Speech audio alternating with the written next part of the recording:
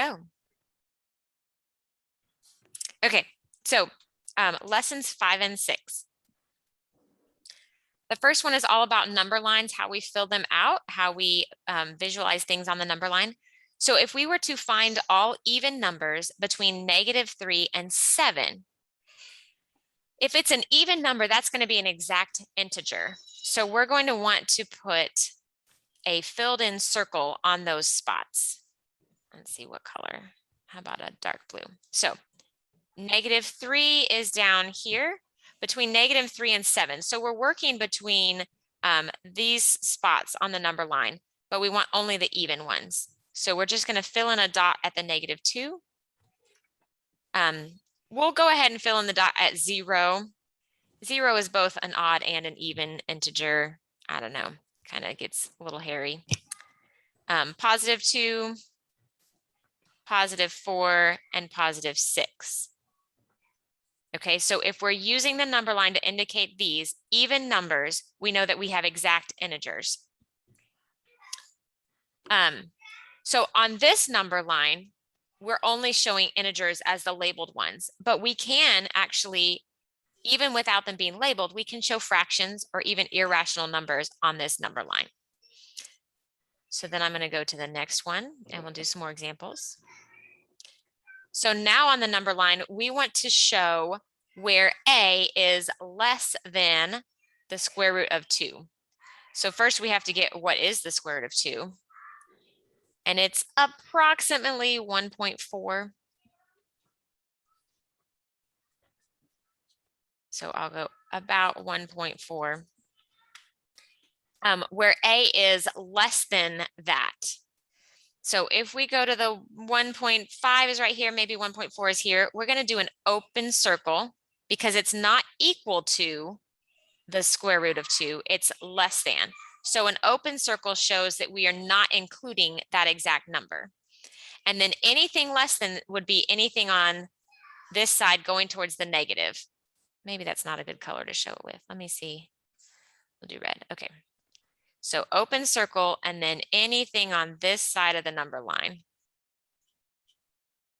As you do your homework, you can use a highlighter or you can draw like right on top of the number line so I can see where it is.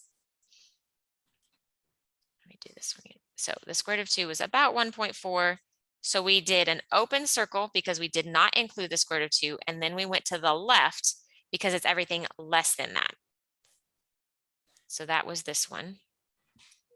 And now I'll use a different color. Maybe green will show up well. Find all x greater than or equal to 5 halves. Now, because we have the equal to part of it, we can do a filled in circle. We can include 5 halves in our drawing. So 5 halves is 2.5. So right here would be 5 halves. I'm going to fill it in with this colored circle. And then anything greater than that is also included. So the greater than is going to be in this direction. So I'm drawing on top so you can see it. You can draw right on it or color right over it or however you want to do that one. Okay, so just to hit the high points, if we have less than or greater than but not equal to, you're going to use that open circle. If it's greater than and equal to or less than and equal to, you're going to use that filled in circle. And then just think about what numbers would be included. Just should they go up? Should they be in the positive direction or should they go down and be in the negative direction? Okay. Hopefully pretty straightforward on those. And then the other thing that this lesson covers is the Cartesian coordinate plane. Sometimes we usually just say the coordinate plane. So that's where we have an x-axis and a y-axis. The origin is the point right in the middle. Let me find, let's see what color will show up well. So we start right in the middle and label this point, the origin, as 0, 0.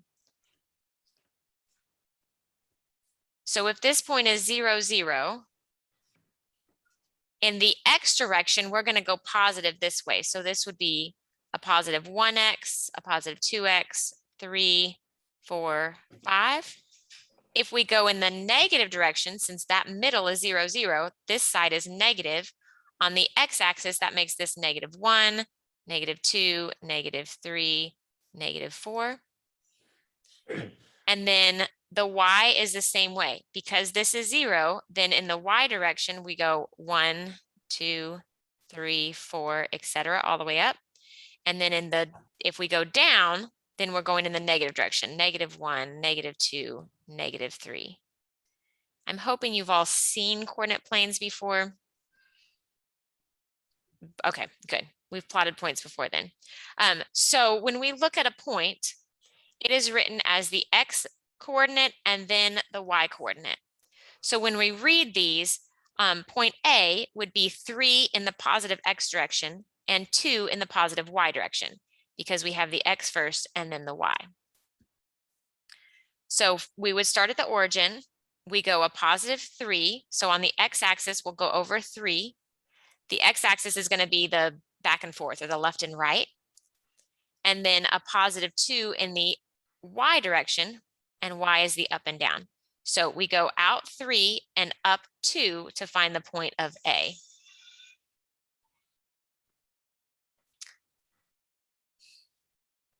So then B is -3, 4. So we go in the negative direction on the x-axis, so to -3, and then we still are going in the positive for y. So up 4, and this would be point B.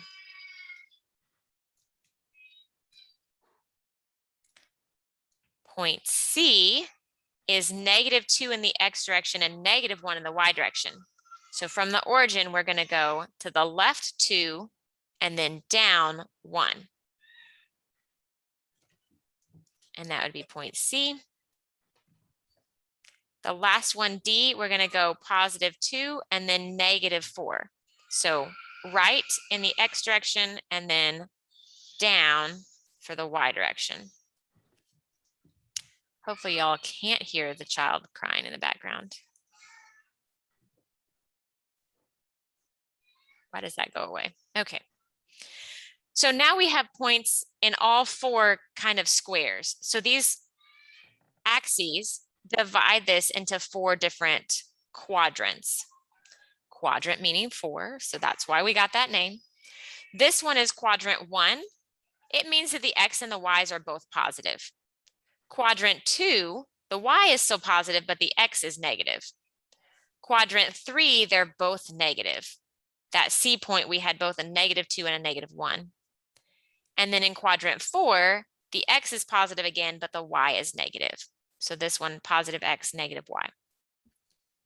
So a lot of times it'll ask you what quadrant you're in. It becomes really handy when you start doing, what am I thinking? I don't know. Anyway, when you do a lot of the trigonometry stuff, you'll really get into what quadrant you fall into. Okay. So now I had a great activity. We're going to see if you guys can just talk through it. Think about how long your shoelaces are. Is there a simple way that you could tell the shoelace manufacturers, or the shoemakers, I guess, the right length of shoelace for a shoe size?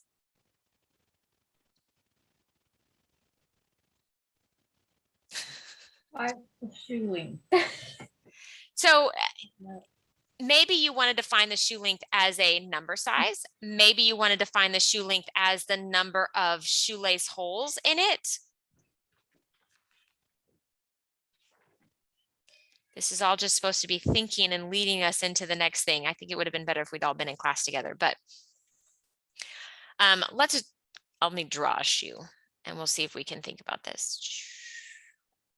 My drawing skills are amazing. Looks like an old-fashioned bowling shoe. As a great teacher. Okay, so this would be, let's see, it's got 5 holes in it because it's like, I don't know, middle of the kid, a mid-kid shoe, maybe a 3rd grader. And then I have my kindergartner, so we're gonna draw her shoe. And she's only got like 3 shoelace holes on it.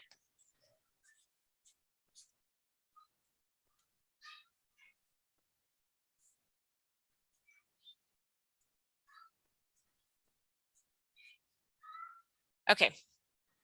So what do you think that you see that are in common with these two different size shoes, and what is not in common? Talking about the shoelaces. They both have shoelaces. They both have shoelaces. Good. They both have shoelace holes. They both have the holes to put them in. This one has 5 holes, Mhm. and this one only has 3. What do you do at the top of your shoe? You got to tie them somehow, right? So they both have the bow. I don't know, what was it called? They both have a bow. So if we're talking about the length of the shoelace, I don't know how to draw this. You have to have so much for the bow part, right? And then you might have a certain length for each of the holes that it goes through.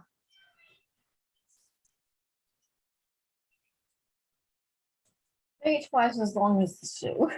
It will work.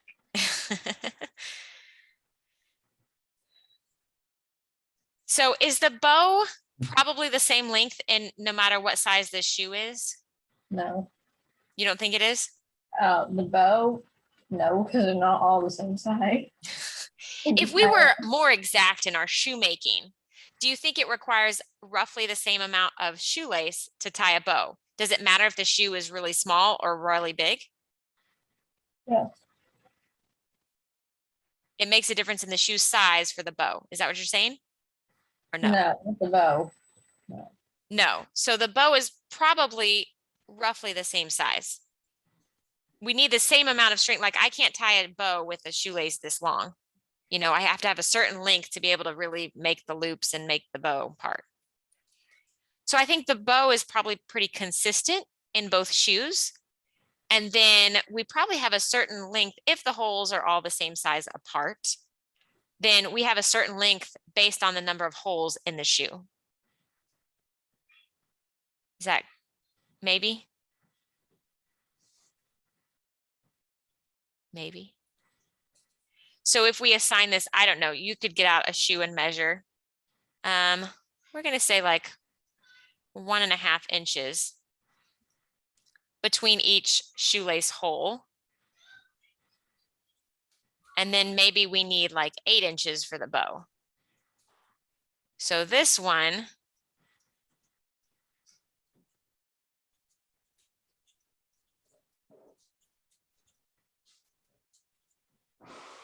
this one would be 8, 9, 10, 11, 12.5 inches because it has 3 holes.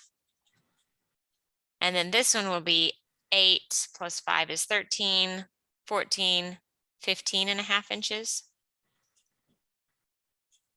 because it has 5 holes.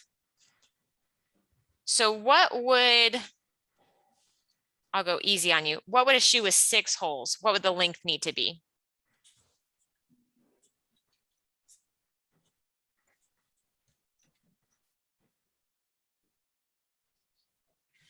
17. Yeah, so if we just add one little 1.5 inches for the extra hole in the shoe, then it would only need to be 17 inches. I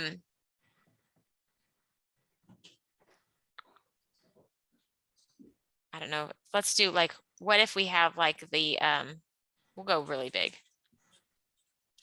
Some basketball player that is like 7 feet tall, he's got a shoe with 20 holes in it. How long does his shoelace need to be?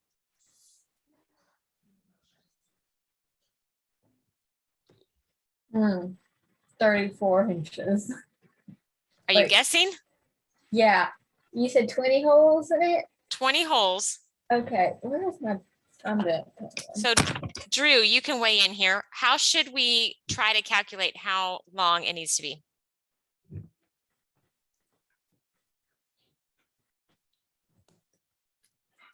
Should I multiply something together or add something together? 38. All right, Autumn says If 38. we're adding both. Drew, what do you think? 40. Are you guessing? Yes. Okay, what did we do here? We had 5 holes and we said we need 1.5 inches for each hole. And then we had to add the length of the bow. So if we have 20 holes, how much do we need for each hole? 1.5. 1.5 inches. So I'm going to make it 1.5. I'm going to make it a decimal now. Oh. And I did then fractions. what? I did fractions. Oh, if you make it a decimal, it'll be a little easier. Yeah. And then we still need the length of the bow. So a +8.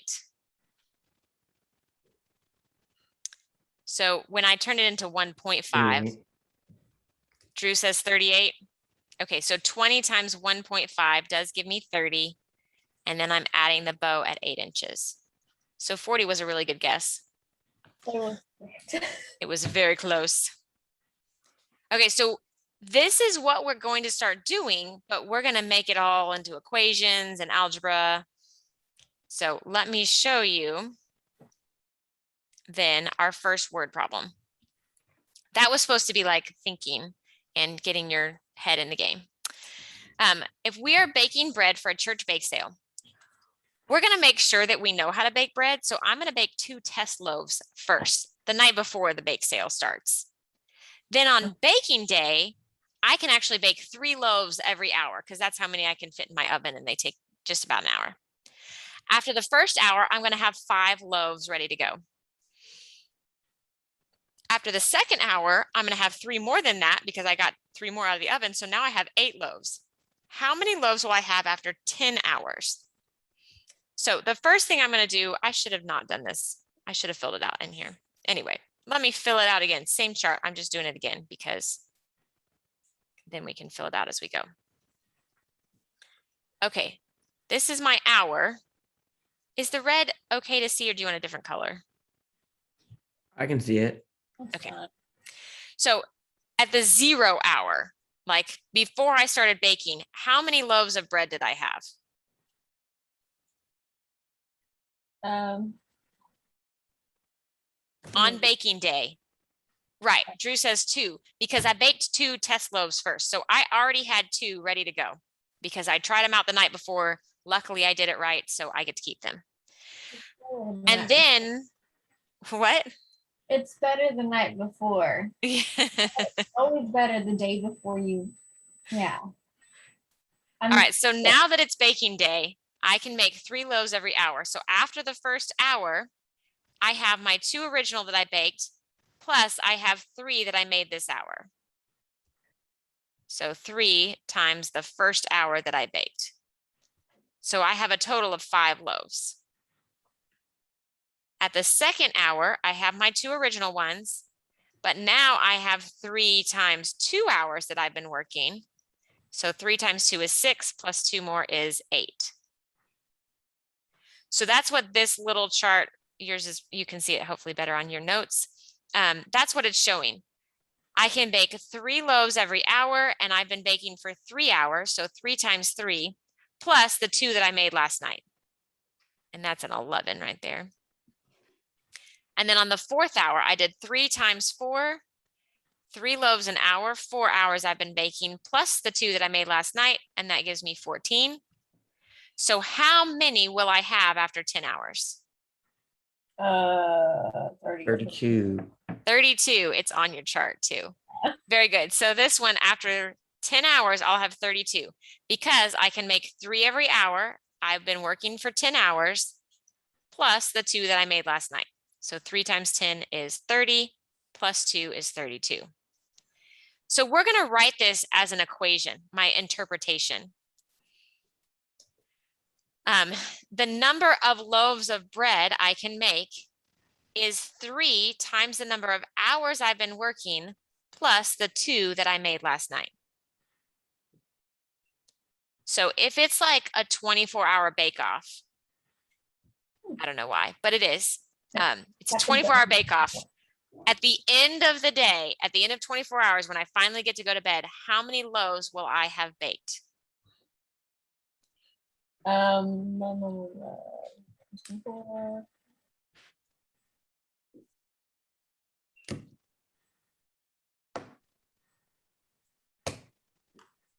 72 plus 2, 74. I'm like, well, let me think, because I'm cold. My house is cold. Always. All right, so if I use my equation here that we just made up, the bread is the number of loaves, so that's what I'm trying to figure out. I make 3 every hour for 24 hours. So when I ask how many am I going to have after 24 hours, I plug in the hours right here to my H. So it's like I give you this equation and I say, what is B when H is 24? So I put 24 in for H, and then I solve for B. Well, right now, B is on this side of the equation, so it's really easy to do. I don't have to move anything around. 3 times 24 is 72, plus 2 more, Yeah, before. and that's 74. Excellent.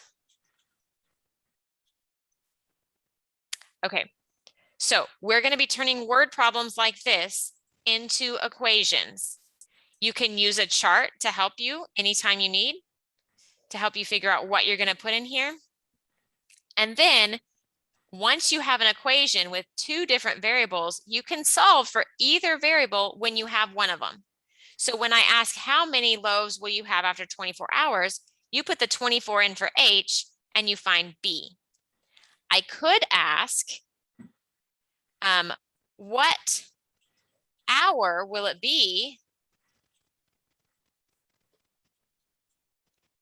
when you have 35 loaves? Hour or how many loaves? I have 35 loaves. How long have I been baking? Oh, So we can go back up here to our original equation. B is the number of loaves we've baked. So now I'm going to put 35 in for B, and I'm going to 13. say 3 times H plus 2. 13. You're guessing. No. Wait. Yeah. 11. No. I'm 11, go Drew. 11. What, Autumn? Yeah. I don't know why I done that. I That's know. okay. It's So definitely- I if did you it in my head. I was close. you were close. If you start with this equation down here, to solve for H, I need to get H by itself. So we were doing this on our last homework. So hopefully we remember. I'm going to get rid of the 2 by doing the opposite of addition. So I'm going to subtract the 2 from both sides. I'm totally out of room on here, but 33 is equal to 3H. And then to get H by itself, you'll divide both sides by 3. So 33 divided by 3 is going to be 11. I did not do that in my head. So H is 11. I divided the 35 by 3 and then subtracted 2. So you can't go that way. Remember to I do it know. opposite of order of operations when you're undoing the equation. Everything is opposite. So you want to do the opposite order. You want to do the opposite operation. That makes more sense doing it like that. Thank you. Do it like that. Okay, let's try another one. I think I have 2 or 3 different word problems. Okay, Bobby owed $3 to Barbara. That's a -3 to him because he owes money. And he earns $1 every time he assembles a block set. I'm not really sure what he's doing, but maybe he's making money putting Legos together for people. How much money will he have after assembling 6 block sets and paying back his debt to Barbara? So we got to think about this. If the number of sets he assembles and how much money he has. So he assembles 0 sets. he still owes Barbara $3. So he has a negative $3.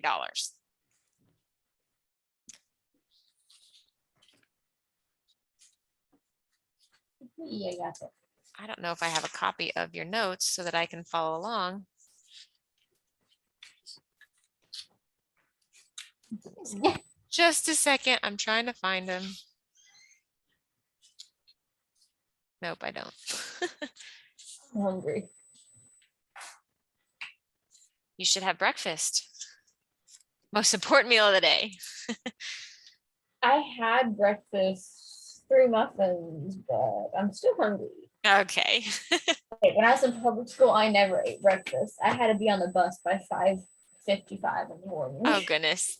That's awful. There's no breakfast for me unless I took it from Brandon. Give me your food. Okay, so Bobby is going to earn $1 for every block set he assembles. So as he assembles one set, he makes one set times $1 minus the $3 that he owes. So how much money does he have when he makes one block set? -2. -2. -2. He earned $1. So in essence, he could maybe pay Barbara back $1, but he still owes her $2. So he's still in the negative. All right, he makes 2 block sets. Now it's 2 times $1 minus the $3 he owes at the beginning. So 2 times 1 is 2 minus 3. He still owes Barbara $1. Okay, he makes his 3rd block set. Now he has earned $3. So when he gives Barbara back the $3, he's at 0. So good. When he assembles 3 block sets, now he's, he's clear and free of his debt. So one more, if he does 4 block sets.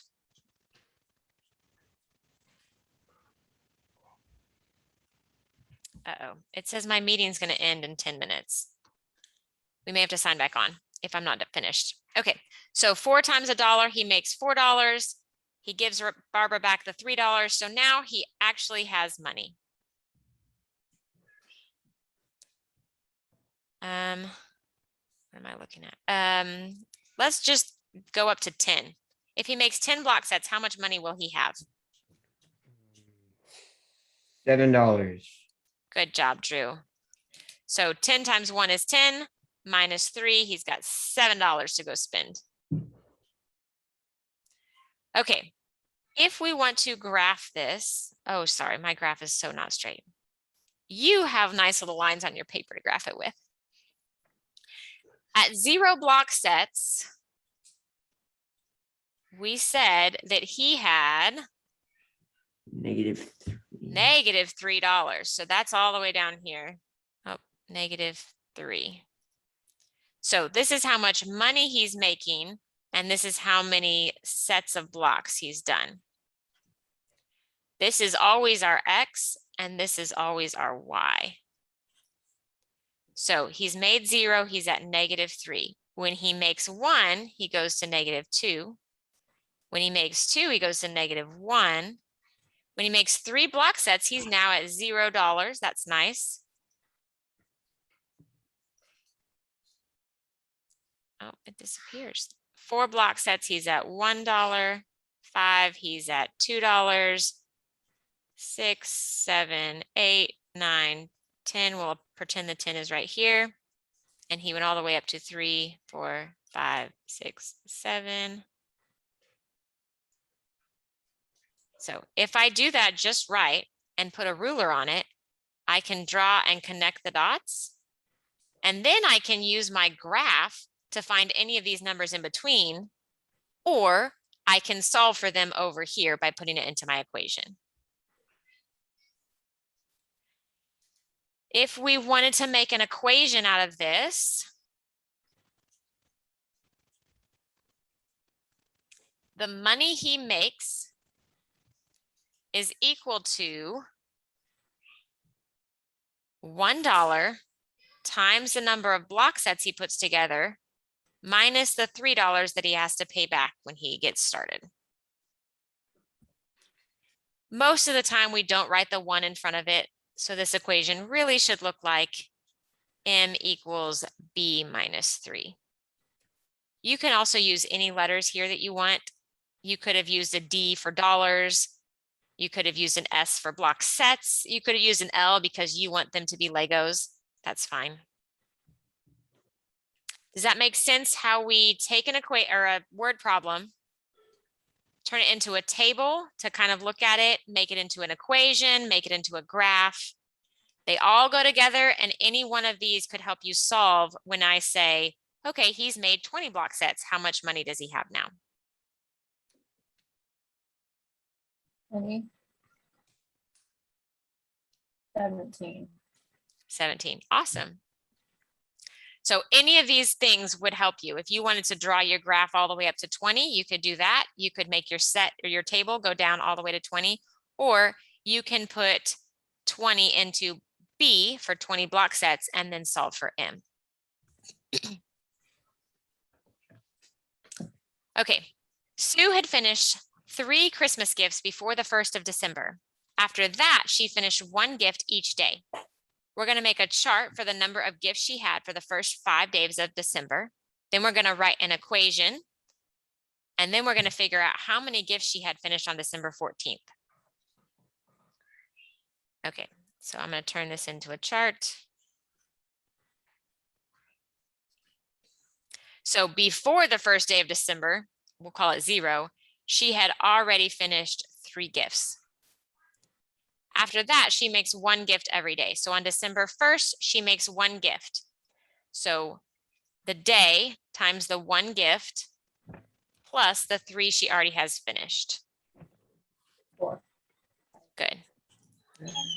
On day 2, 1 gift for 2 days plus the 3 she already had gives us 5. On day 3, 1 gift times 3 days plus the 3 she already had. So 1 times 3 is 3 plus 3 is 6. On day 4, 1 times 4 plus 3. And on day 5, 1 times 5 plus 3 gives us 8. Okay, what could our equation be? We want to use G for the number of gifts and D for the number of days. So I'll give you a hint. We're going to start with G equals. Drew, it's all you. G equals D plus 3. Awesome. So we could have put a 1 in here if you like that 1, because it helps you know that we're multiplying times 1. You can leave it in there, or you can take it out and just have G equals D, the number of days, plus 3. Okay, so if we use this equation, how many gifts did she have finished on December 14th? So December 14th is the 14th day of December. So we're going to put 14 in for our D. So I'll say G is equal to 14 plus 3. 17. 17? Yeah. All right. So she I had always like redo my math over and over. I'm like, wait, I guess I have. confidence. You got it. Okay, so 14 plus 3 is 17 gifts. So 14 for each of the days in December, plus the 3 she already had finished before December started. Awesome. Okay, we got 3 minutes left. Let's see if I got 2 more slides. Okay, for R equals T minus 5. Now we don't have a word problem to go with this. We're just given an equation. We're going to substitute 2 for T and find the value of R.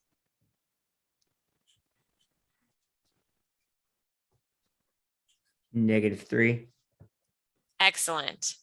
So R is 2 minus 5. 2 minus 5 will be -3. Okay, looking back at our first word problem, we've already done a lot with it, but that's okay. B is 3H plus 2. Is it true that on hour 8, we had exactly 26 loaves? So to figure out if that's true or not, we need to put in these numbers to our equation and see if it works. So for B, we're going to say that was 26 loaves. We substituted in for B. We're going to say, is that equal to, I like to do a little question mark over my equal sign. 3 times H, H is going to be our 8 plus 2. So the 26 is already solved, so we're just 26, is that equal to? 3 times 8 is 24 plus 2. And so now if we see 24 plus 2 is 26, so yes, 26 loaves was what we baked then. So on our 8, we did have exactly 26 loaves. All right, one more. I'm going to make it just in time. Which of the following is true for -2, -6? Remember, the coordinate pair is represented by x, y. So we could have put in our B equals, was it 2h? Oh, 3h plus 2. We could say that we put it down as HB for our coordinate pair. I'm about to run out of time. So which of these is true? We're going to put in 2, or I'm sorry, -2 for our x, and we're going to put in -6 for our y on each of these equations. So in this very first one, it'll be -6 is equal to -2 plus 4. Is that true? Well, -2 plus 4 is a +2. That's not equal to -6. So that one doesn't work. This one here, we say y is -6. Is that equal to -3 times -2 minus 2? -3 times -2 gives me a +6 minus 2. 6 minus 2 is 4, so that's not equal to -6. So hopefully